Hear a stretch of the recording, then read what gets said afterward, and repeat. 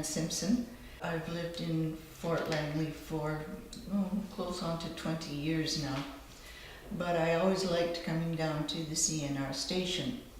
And the reason is because my dad and my mother were the last station agents to live and work in this station. My dad did the work, my mother kept it tidy, and so it feels like a second home to me, and I enjoy coming down and seeing all the tourists and interested people and, old railroaders that love to come in and tell their stories. It's fun.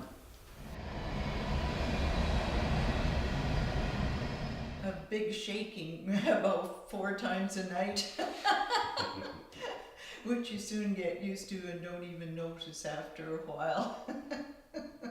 But when you have a station that's not on the main line and you only get a couple of trains around noon or in the afternoon, and then you move on the main line and you have 2 east and 2 west every night, you certainly wake up for a little while until you get used to it.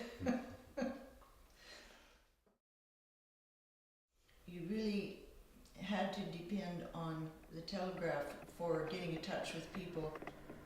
He sometimes had students that from locally, and so he would be teaching them and come in for dinner and say, well, while you're waiting for Mom to mash the potatoes, get out your knife and fork.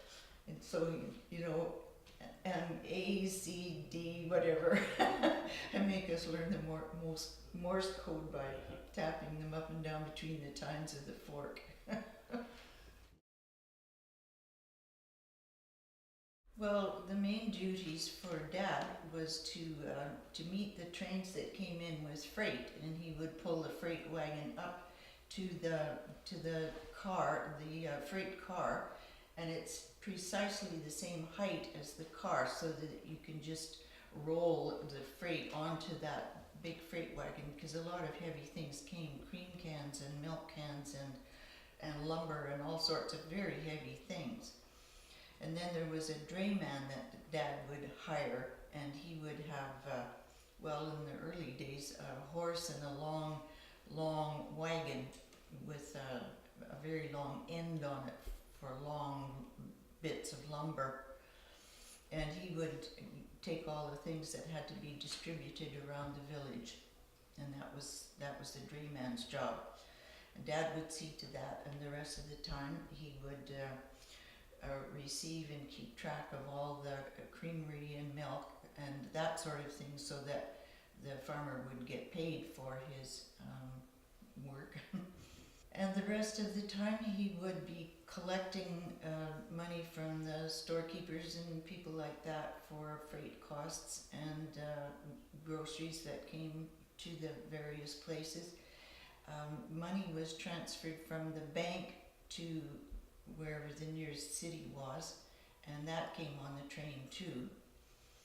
And so he was, you might say, good friends with the bank manager and all the businessmen in these little villages, that's for sure. And the farmers too, with their cream and milk that came in, and eggs.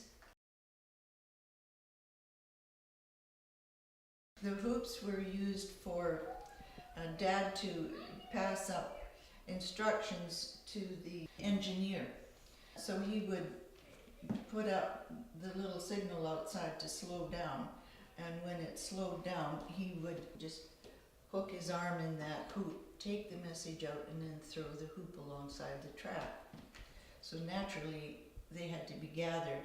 There wasn't that many to gather, but we had to find them in the snow sometimes. Along with Mom's sheets, if she put sheets on the line in the wintertime and they blew off in snowdrifts. Thank goodness they were flannelette and they had pink stripes on them. Well, it provided opportunities for travel, and having a grandmother in Vancouver and a grandmother in Nova Scotia, and a lot of friends and relatives between, it meant for a life of travel.